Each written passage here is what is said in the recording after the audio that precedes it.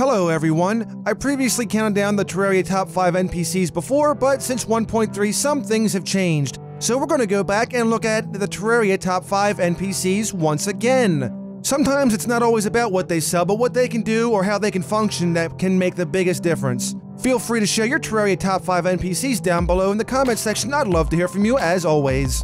Before we get started, I would like to give a quick shout out to one of the new NPCs, the Tax Collector.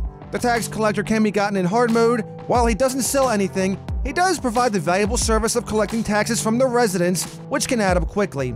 The most you can get is 10 gold, but that 10 gold can help out in a pinch. Once you're in hard mode, be sure to get some purification powder from the Dryad, and when you're down below in the underground world, keep an eye out for the Tax Collector. Once you see it, sprinkle them, and say hello to your new money machine.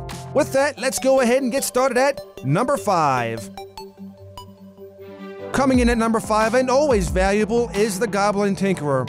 Now, of course, he sells some very interesting items, like the rocket boots and, of course, the Tinkerer's Workshop, but the most valuable thing he can do is reforge your items into something much more better, or worse, depending. But overall, the reforging aspect can actually help you all the way to endgame, and it makes a big difference indeed. Reforging accessories, reforging weapons, whatever it is, he can do it, and it can help out in some of the tightest spots. Just be prepared, though, because this can get quite expensive. Number 4.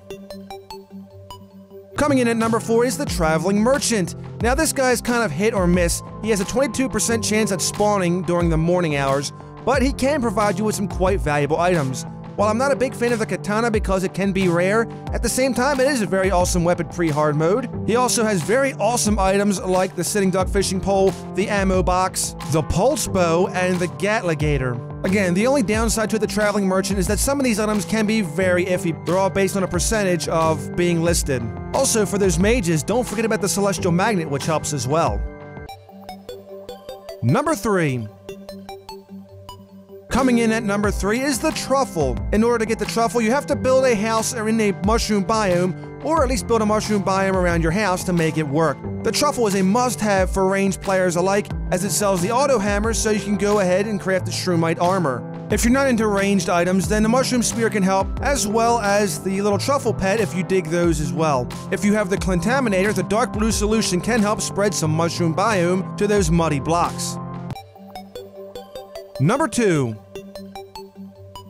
New in patch 1.3 is the Skeleton Merchant. While he can be quite hard to find sometimes in the underground, he can have some very helpful items, some of which are the Spelunker glow sticks, which help finding ore and treasure much more easier than it would be without potions. There's also yo-yo counterweights, both yo-yos gradient and format C during hard mode, yo-yo gloves in hard mode, as well as the magic lantern, a pet that actually helps you find gold and treasure much more easier than the Spelunker glow sticks.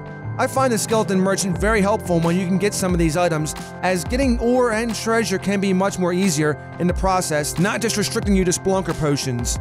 And if you have potions, these items work great in collaboration with them. And finally, number 1. Coming in at number 1 is the Nurse. Again, she won't sell any items, but she does provide a valuable service. She'll actually heal you. Yes, it may sound quite simple, but during the last fight, this is actually very helpful. When you're fighting the Moon Lord, having her set in a house nearby can be quite invaluable. Being able to teleport back to her and get a quick heal, then going back to the fight, especially when potion sickness is up, is again invaluable. She keeps you up and going in one of the toughest fights currently in-game in 1.3. It might have been easily overlooked in earlier game, but when you get to this point, it cannot be overlooked, and she is literally a lifesaver. Thank you, Nurse, for being awesome.